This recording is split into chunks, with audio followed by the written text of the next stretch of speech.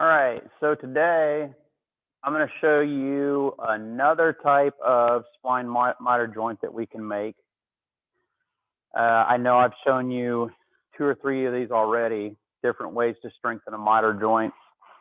And so this is a little bit different, so we'll just get right into it here. This is going to be a non-through cut, okay? And so the first thing we're going to do, anytime we're making a non-through cut on the table saw, we need to remove the guard. So we'll do that. Get rid of that. And of course, as far as my classes are concerned, anytime we make a non-through cut, I'm the one doing the cutting, you know. So, okay, let's get this if we can. There it is. Okay, that's in. Next thing, we're going to take, we're going to change the degree of the angle to a 45 degree. Okay, so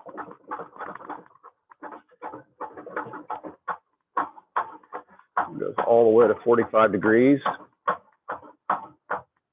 Okay, now, so what we're doing, I've got my mitered corner here, as you can see. This is going to go together like this. We're going to strengthen it with a spline in there, okay? We're going to cut the groove for the spline on the table saw. So first things first, I need to set the depth of that blade so that it is not coming through the outside of this. We want, the deeper it is, the more wood-to-wood contact we get, the stronger that we can make the joint. And this is a great way, again, how you strengthen a miter joint or any joint is by adding wood-to-wood contact, and that's what we're doing here. So, okay, I think we want it set about right there. I'm going to lock my elevation right there so it doesn't move. Okay, and then typically you want to make that slot, you know, about, you know, somewhere in the middle of this 45 degree face. Okay, so that's the next thing I'm going to do is set that about for the middle of that. Okay, and I'm going to show you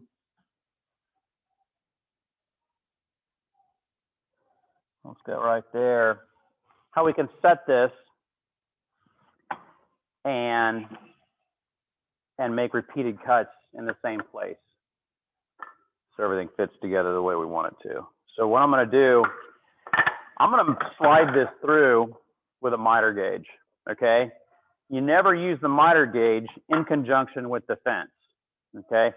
If this is a little bit out of 90 degrees or if the fence is a little bit out of parallel to the blade, it could cause a pinch and it can cause a kickback. So what I do is I'll set up a little stop block here to mark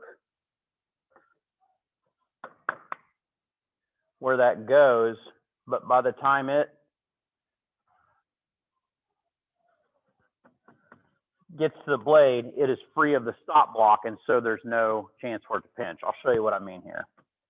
So we're going to go, let's go right there, okay? But I don't want the stop block there. I'm going to bring it back here, okay? And I just use a clamp, and we're going to clamp it on the fence right there, lock it down.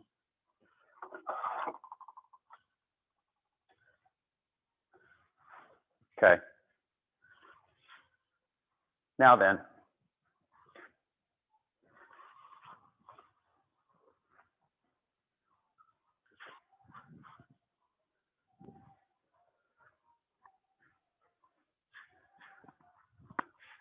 hold on a second. All right, so I've got my stop block set. We're going to put our miter gauge up here. I've already determined that it's set at a 90 degree angle, which is important. Okay. Now, so as I do this, when I start the saw, I'm going to bring it right up to the stop block like that, and then I'm going to slide it forward through the cut. But it's free of the fence. There's no chance for that to pinch. Okay. All right, so I think we're ready here. Here we go. We're going to make one of these cuts on each part of the miter joint.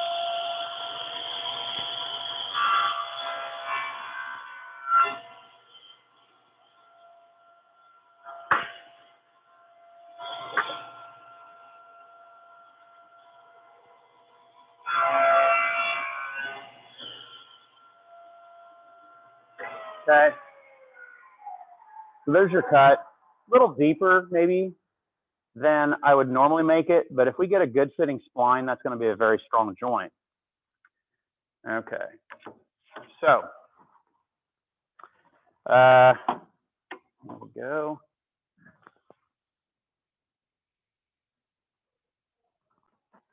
All right, so okay, so we've made most of our cuts for our spline. What I did was a little bit of trial and error. I made a spline that to fit in this groove, and you want that to just fit right in. If you have to force it in, it's too big. If it just falls in and there's a lot of slop, it's too small, it's too thin. You're losing a lot of the integrity of that joint. So you want it to just fit in, okay? So that because the yellow wood glue, it works really well under pressure, but not so much when you don't apply the pressure. You need to have some pressure on it. So this is the right fit. We put some glue in here, and we're going to glue this just like we would a biscuit joint. All right. And so I'm just going to put glue right down in that slot, but I also want glue, you know, on the rest of that, you know, 45.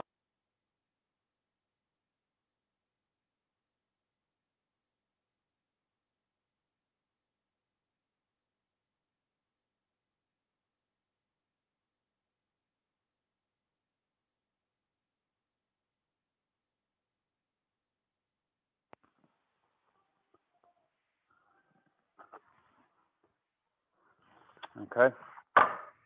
We'll get the spline in. Okay. We're going to square out some glue. You know, I always like the fact that I have maybe a little bit too much glue rather than not enough. Okay. So typically, you know, you would be making that joint, you would have 4 corners you would do at the same time. And then you just put clamps around it, wipe up your glue, of course, always. And then when that's dry, you've got a nice solid joint.